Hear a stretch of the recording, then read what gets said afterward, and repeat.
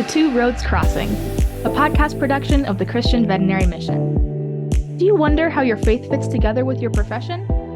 Well, join us as we explore how to live well at the intersection of two roads crossing.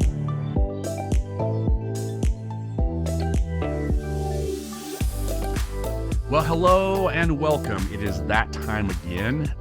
We are here on Two Roads Crossing, a podcast production of the Christian Veterinary Mission, and my name is Barry Schweik.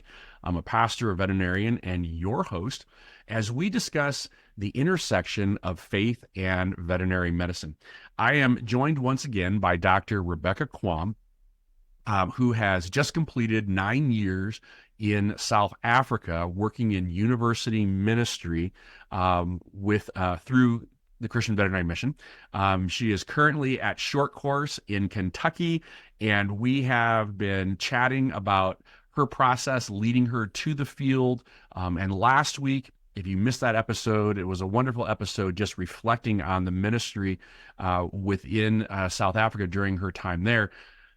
I appreciate this is a long conversation. We probably could record a whole year's worth of podcasts because I have so many other questions. So I appreciate you taking even time to record a handful of things with us. How has short course been for you so far? Really enjoying it. Great to have a chance to meet so many people who are interested in long-term or short-term missions, to kind of share my story with them and hear their stories of how the Lord is leading them this far.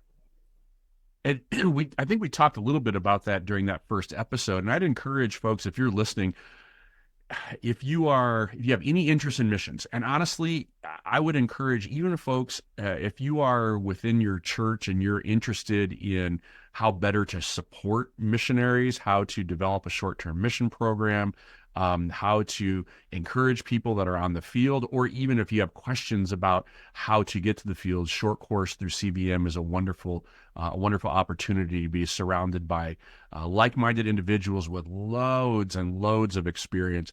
A great time of prayer and worship, and time of information gathering as well. Well, last week you were sharing with us about conferences in South Africa and just sharing about how ministry through church planting and involvement with students, how all that ministry kind of evolved and changed over nearly a decade of ministry. But right now you're in Kentucky, and yeah, that is the thing that's on my mind right now is how did you know that your time in South Africa was coming to a close and it was time for you to move into the next thing? Yeah, it's one of those things that's kind of hard to put into words. The first 2 times that I renewed, so CVM works in 3-year contracts, which also worked well because the charitable workers visa that I had in South Africa was also ran on a 3-year schedule.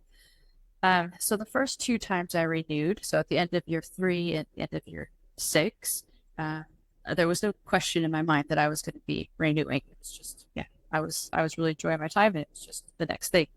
And I would say within a month or 2 of renewing that second time, I just felt in my heart that this was my last term.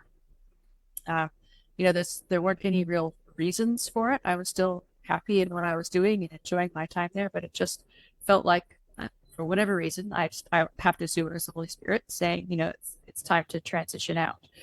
There's a lot of practical reasons that I often give people. My parents are both quite a bit older, in their 80s, and I have an only child, and I really didn't want to be in South Africa when something serious happened and trying to get home in an emergency. That I would like to be able to spend more time with them and be here if things do happen. There's also retirement to think about. It's hard to save very much for retirement when you're on a missionary salary. So, I have to be practical there as well. So there were practical reasons, but the main reason was just a feeling in my heart that it was time to wrap it up and head on to something different. And it's interesting because, even going back to that first episode that we recorded, talking about kind of how God was confirming things and leading you and kind of nudging you in those directions. Did God then over that 3-year period, did God continue to affirm that this was the correct decision? And what were some of those things that just kind of gave you peace about stepping away from that? I don't know if there was really anything specific. I had, after just before COVID, I had taken on a larger role, official university role, as far as the teaching. I had gone from just doing practical skills training in the clinic to being responsible for one of the modules, so all the lecturing and the tests and the exams and everything as well. And that had certainly really added to my load. And they did finally, that was supposed to be temporary 4 years ago. And they did finally manage to get someone hired about 3 months before I left. So it was nice that I was able to hand that off to someone. I really wanted to try to leave well, to intentionally leave well. And that was one of the things that was helpful. Certainly the guest strings leaving confirmed in the sense my leaving, in that it was a real struggle to be on my own, doing all that we had been doing. I either would have had to really cut back on the ministry, change the ministry that we were doing and how I was doing it. But knowing that I only had to maintain that for 9 months helped in being able to continue everything for the students. And students didn't have to feel like they were losing out on like the outreach projects or the conferences. I was able to sustain that for 9 months. I don't think I would have been able to sustain that much longer.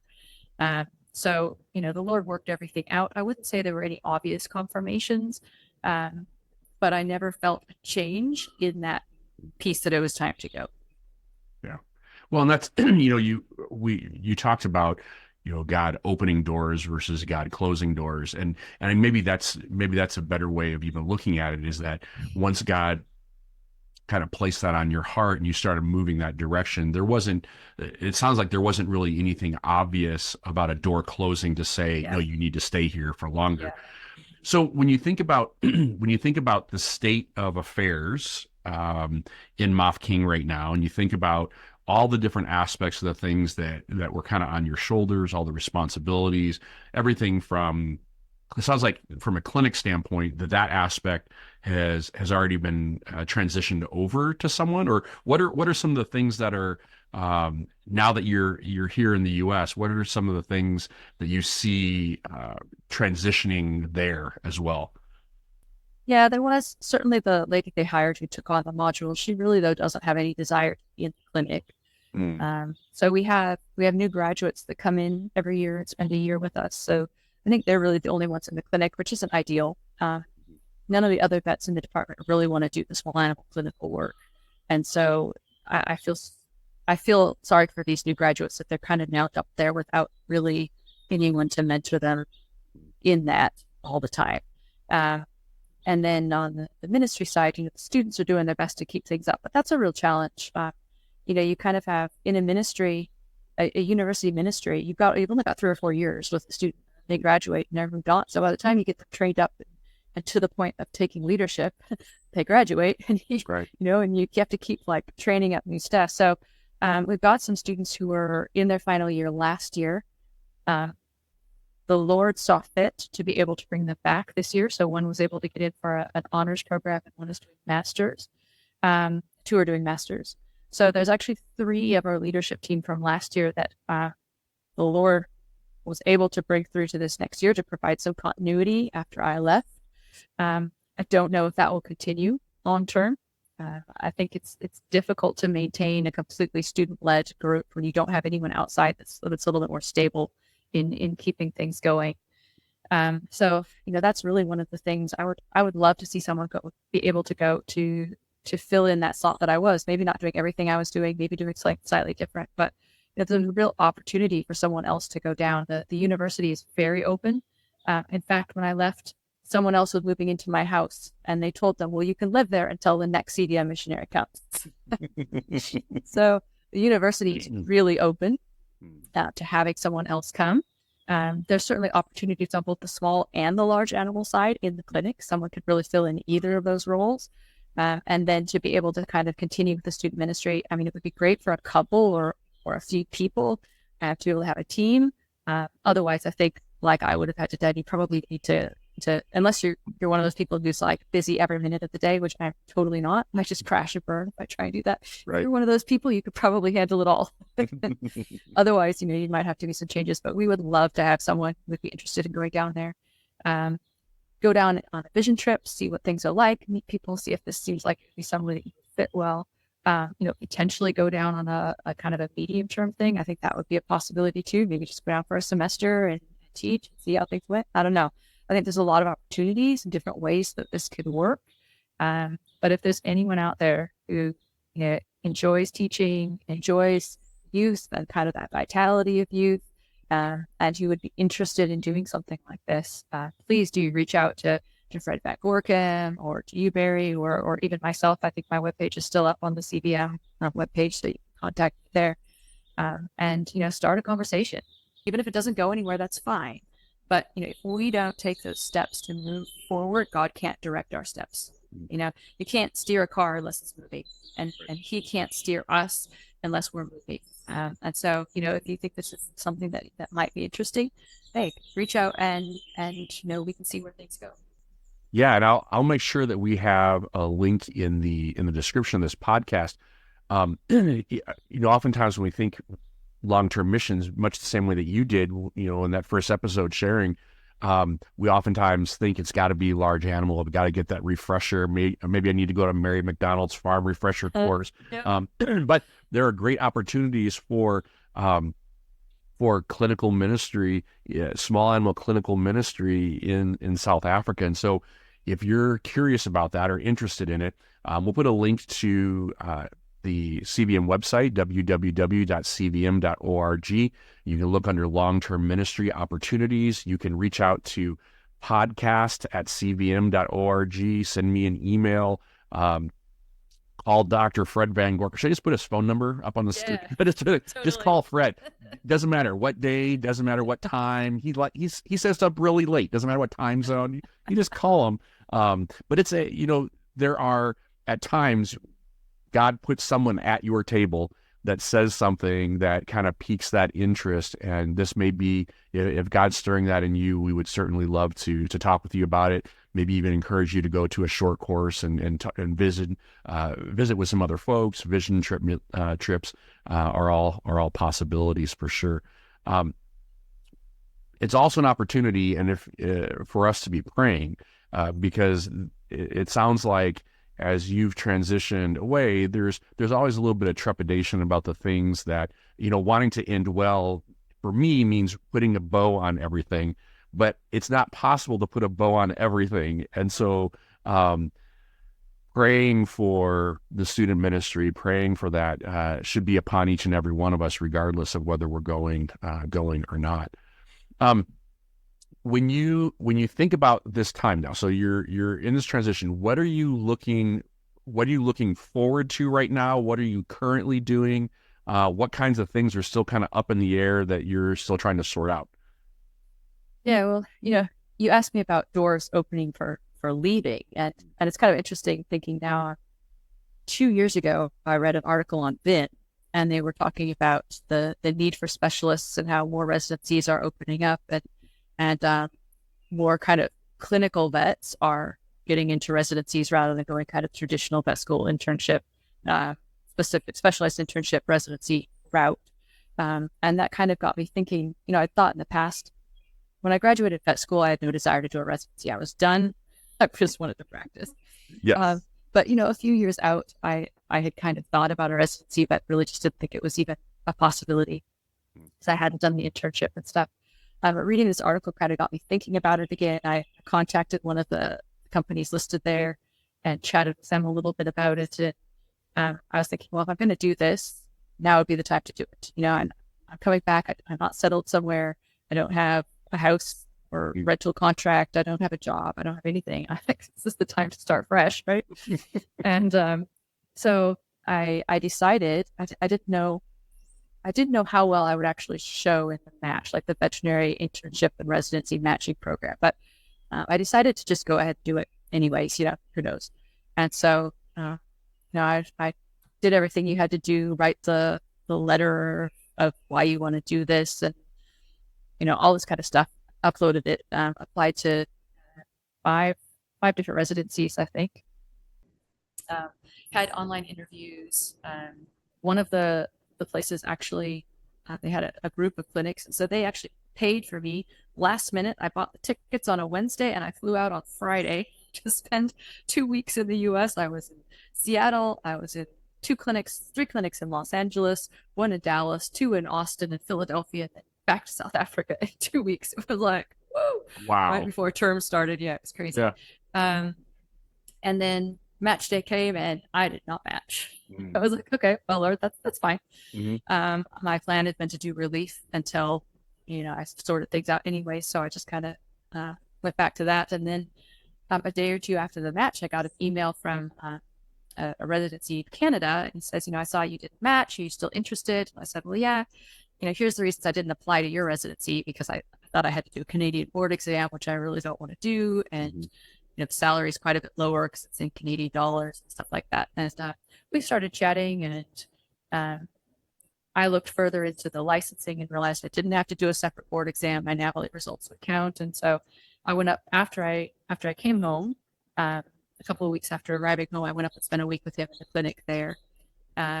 And then also the clinics in Los Angeles reached out to me again to say, look, we didn't really have enough time to meet you when you came in for the one day on my tour. We'd like you to come back down for another week so that we can, talk again. So actually last week I was in Los Angeles. So I was like, okay, Lord, I thought you closed the store. Right. Now maybe it's open again. And so after I went up to BC, he did offer me the residency. I had already planned to go down to Los Angeles, so I wanted to do that first. They just got back to me yesterday to say, well, we've kind of decided we're not going to take a resident this year. So I was like, okay, Lord, that makes my decision. So I have emailed the guy in BC. So unless something weird happens, that's the current plan. I've accepted his offer of the residency. So that's for veterinary dermatology. Okay. So that will start July 15th. So, oh, wow. Until then, I've been working relief to kind of save up some money and get settled again. So now I've got and that's in Canada. So now I've got to move to another country again, sort through all of those details, figuring out how do I get my car up there, change over the insurance and licensing, my license, getting the work permit and all that. But so that's my next six weeks, is getting all that sorted, finding a place to live up in BC. Thankfully, it's only about an hour and a half from my parents' house. So oh, wow. Very convenient in that respect. And so, yeah, that's kind of the plan. Hopefully I'm not absolutely insane to be doing this now, 15 years into my career. But yeah, so hopefully the next few years we'll be doing the residency. After that, I'd love to find some way to continue to work with CVM, whether that's doing CE for them, whether that's going to teach dermatology, maybe at some of the vet schools in Africa, because there are no boarded veterinary dermatologists in South Africa or anywhere in Africa at the moment that I'm aware of. So, maybe just going down for 2 weeks and teaching the dermatology module of their program, something like that. So, there'll probably be opportunities in the future. I certainly don't see this as an end to my relationship with CVM. Right. I'm sure I'll be hopefully sharing it at other conferences with them. And then after my residency, granted, the next 3 years are going to be kind of like locked down. Right. But after that, having some opportunities to be more involved again is something I'm looking forward to. Well, and it sounds like, one, it sounds insane. The fact that like you did a 2-week tour. Don't tell me that. I'm already worried. No. Oh. But like thinking about that, I just that whirlwind of activity, and then the idea of now moving to another country and settle. It just blows my mind. Yeah, it does mine too. So okay, all right. I just want to make sure we're on the same page. No. Like, Lord, couldn't this have moved a little slower? Yeah, sometimes he likes to just get you someplace and then dump everything on your shoulders for a little while and see what happens. And so, but that's awesome that you're going to be an hour and a half away from your parents. That provides lots of opportunity there. When you think about so now you've got a 3-year time period of commitment, and there's a lot involved with that. What are some of the things that you're really excited about in this next stage, and what are some of the things that And especially, because when did you fly back from South Africa? March 22nd. Okay, so you've only been back in the United States for a couple of months. Mhm. Yes, you have your eyes set on something else, but like, have you had any time to kind of think about the reality that you're back in the United States, and because sometimes you get moving so fast that you're like, oh yeah, I'm Mhm. just going here, here, here, and there's going to be a day where you just settle into your new house or apartment or whatever, you're getting ready to go to work, and it's just going to hit you that you're Mhm. someplace new. Yeah. Has it really settled in yet that this is where you are? No, it hasn't. I thought I was going to have more time in my schedule. Of course, I thought for a while that the residency wasn't going to happen. Mm. Uh, and I had started scheduling like relief shifts even before I came home, and I had pretty much gotten second half of May, June scheduled, but I really didn't have anything in April. And I never had this conference mid-May at short course. And so I thought I was going to have quite a bit of time, but then uh, I just sort of got overwhelmed with relief shifts earlier than I had anticipated. And when it looked like now I was going to be having a residency and living on a pretty low income, I felt like I couldn't really turn that down. And Mhm. I would like to get a little bit of a buffer, a Mhm. monetary buffer. Yeah. So I've been working 3 relief shifts a week, which isn't, it's not full time, but it's still, um, I find on my days off, I don't have energy to do anything. Mhm. It's like Mhm. still trying to recover from the move. I mean, my stuff is still somewhere in I don't know, the Atlantic or the Pacific somewhere. It's still on the boat, hasn't even gotten home. So I have like stuff I brought in my suitcases. I've got stuff that I had left at my parents' house. Half of my stuff is somewhere else. I keep looking for things, and I'm like, Mm. I don't know. I don't know where this is. Is it Yeah. like in the stuff I brought home? Is it in the stuff that's still on the boat? I don't know. It's just Mhm. in chaos. So And yeah, what it's what been about your difficult. cats? What about Yeah, where are they? they came with me. Okay, good. All right. That was They're that not on the was a boat. no, they're not Okay, still on okay, the good. boat. That was more of a challenge than I anticipated. You Mhm. can no longer just take your pets with you, like as usually you used to Right. bring them and they would go in the cargo, but you can't do that anymore. Mm. They have to go through a pet transport company. Oh, wow. So like that ended up costing about $2,600 in the end, and that was not what I had anticipated. Right. And so I actually set up like a crowdsourcing Yeah. page to help cover some of that cost. And they did make it home. Everything went well. They were a little traumatized at the end of because they had a 12-hour flight and then they had a layover in London and they have to actually take them out of the crates and give them time outside of the crates and then put them back in and then another 10-hour flight home. Wow. So yeah, and then of course we had a 2-hour drive home from the airport, and and they'd never lived anywhere without one house in South Africa, so Right. it was a big change for them. And I think it's just the last couple of weeks that they really started to be settling in, and then now I've been gone for 2 weeks, and I feel so bad. Like they're having a rough time, and now they're This going to is have to not move again in July. this So is not what they had planned. no, But it's good to know. I mean, so your ability to pack everything up and get back, living out of a box is always kind of chaotic anyway, and you really aren't afforded a lot of time to unpack before you have to repack and move again. Um, when you have you thought about just the impact that your time in South Africa has made and what that's going to mean for you long term, or has that not even set into your mind yet? no, not really at all. I mean, we were chatting earlier off microphone about debriefing, and I think that is something that's really recommended for long-term staff when they come off the field. And most of the time, that's at a specific location, often the same places that do the missionary training. And if you take like a week, and it's just a time, again, that time out, we were talking about pause in the earlier episodes, to take that time out to really get away from the concerns and the worries of this world and focus on your relationship with Christ. And then also to be able to talk with people who are skilled at helping you process the things that you went through, and the highs and the lows, and, Mm. the things that you want to share with people, and yet no one around really cares that much. And that's something I haven't been able to do yet. And I'm not sure where that's going to fit in, unfortunately.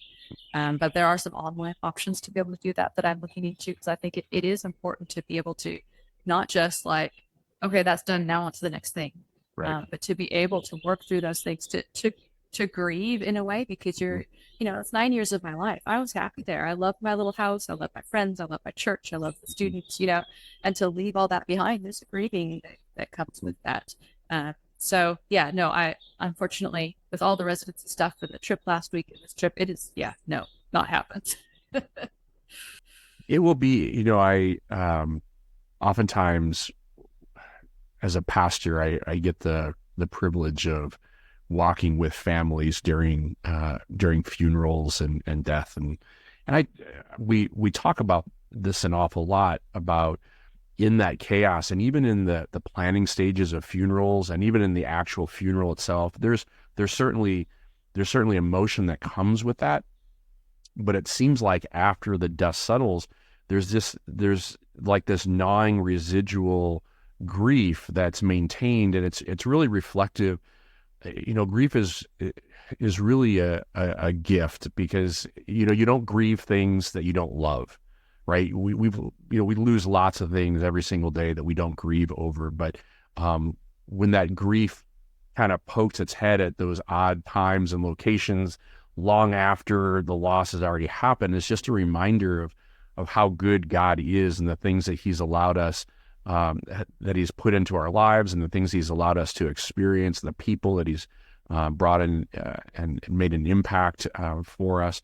It's a beautiful thing, but it can also be overwhelming, which is why we're a body, and again, not running through this as a solo practice.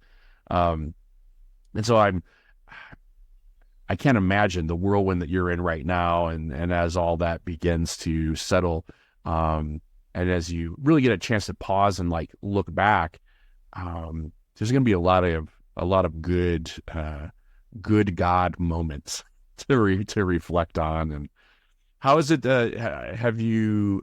Obviously, your parents are thrilled that you're back and are going to be close. As you look at the residency, is it something that you're still, because when you said when you first got to South Africa that you were fairly confident in and competent in the things, or how are you thinking about that residency now? Yeah. I mean, I do feel like there's a loss that I lost during my time in South Africa. I mean, I basically haven't looked at blood work in 9 years.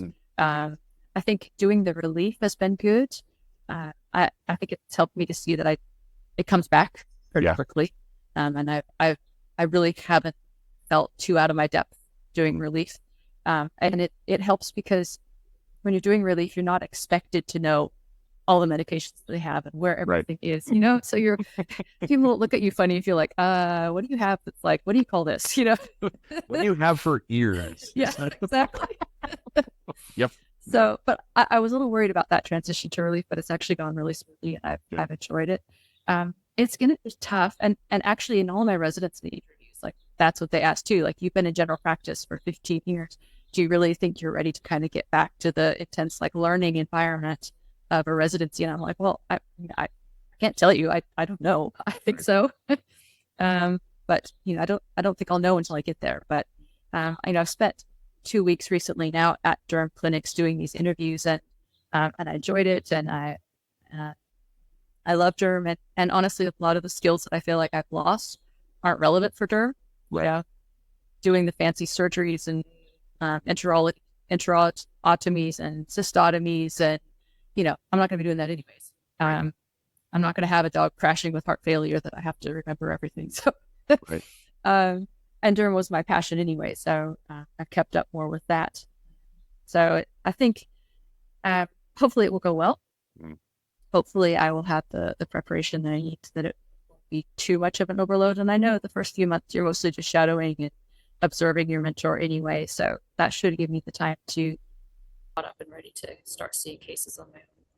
Well, honestly, even talking about your life in South Africa, I mean, it's a steady learning curve every day anyway. Yeah. There's always, and it may not be exactly the same kind of learning environment, but I'm pretty confident that what you've been through is more than prepared you for that next stage. And especially if that's where God has called you, and it sounds like again, he's kind of orchestrated things for, as he always has, for a reason. And so I'm really excited for you, and looking forward to the next time somewhere along the lines where we can connect through CVM. I'm really excited about that too.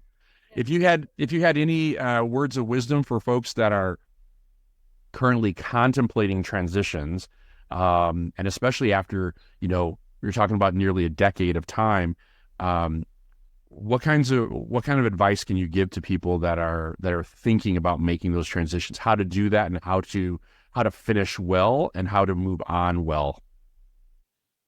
It's a good question. I don't know that I have any specific advice about that. I think one of the things is to be intentional, to know when you're finishing one place and moving on to another, to take the time and the effort to do that. I specifically tried to visit the people, that I knew that I wanted to be able to say goodbye to, and to visit my favorite game resort one last time with my friend who always worked with me. And, I specifically and intentionally did those things, to have those chances to say goodbye and to move on well, to have one last time with students, to really challenge them in their faith and things like that. So I think it's important to try not to just get swept up in going forward, but to be intentional about where you're leading, and also be intentional about where you're going, and about starting those new things on that side and what that's going to look like, and to not let fear overrule. Sometimes we can let fear prevent us from making those changes because we don't know what the future will look like. And so we'd rather just stick where we are, even if we're not happy there, than to take a step into the unknown. And, I would just say, as I said in my first podcast, God can't direct you unless you're moving. So take those steps, start walking forward towards wherever you think, it might be, and pray, if open doors, shut doors. If I'm going somewhere you don't want me going, shut that door. If you want me going somewhere else, open that door and help me to see where you want me to go. But, just start walking, just start moving, just start going, and see where the Lord leads. It's a great reminder. And for folks that are listening, if it sounds like maybe God is leading you towards long-term missions and small animal practice in South Africa, we may know a place just for you, right? We do. Well, Rebecca, as always, it's been great getting to talk to you. I appreciate you taking the time out of short course to be able to share with each and every one of us. And I certainly will be praying for you during this upcoming season and the excitement, but also for all those transitions back in South Africa, and even praying for someone maybe to step into those shoes that were left empty. We are confident that God has it all under control, and His Spirit will certainly provide exactly what we need when we need it, for sure.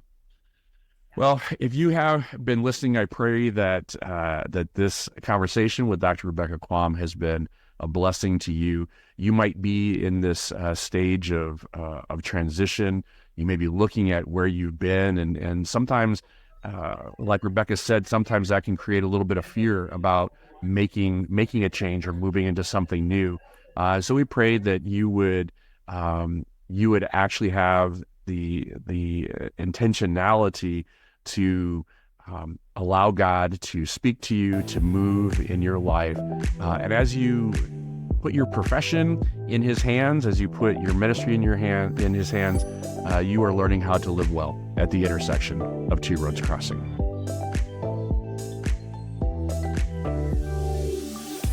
Thank you for listening to Two Roads Crossing, a podcast production of the Christian Veterinary Mission. If you were blessed by this content, like and subscribe so that you are alerted when new content is released.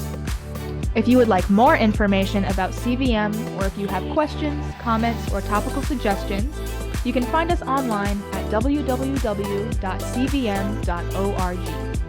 Or you can contact us by emailing podcast@cvm.org. God has a plan for the nations, and that plan includes you. We pray that CVM has encouraged you to live out your calling with confidence and competence. So, until next time, may the voice of the shepherd ring loud and clear as you follow him in faith to the intersection of two roads crossing.